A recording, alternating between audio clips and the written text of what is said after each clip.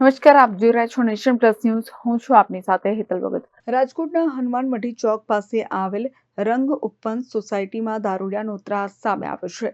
દારૂડિયાઓ અવારનવાર દારૂ પીને સોસાયટીમાં પરેશાન કરે છે. દારૂડિયાઓના ત્રાસથી મહિલાઓ પોતાને અસુરક્ષિત અનુભવે છે.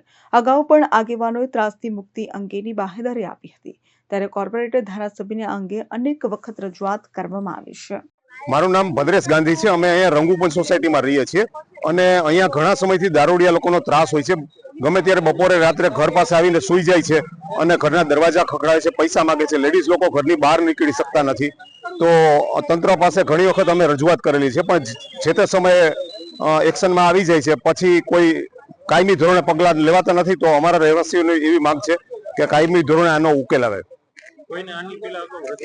હા, પોલીસ ડિપાર્ટમેન્ટ વાળા પણ બોલાવ્યા હોય ત્યારે આવી ગયા છે, પણ પછી કાયમી ધોરણે કોઈ ઉકેલ આવતો નથી ઘણા સમયથી.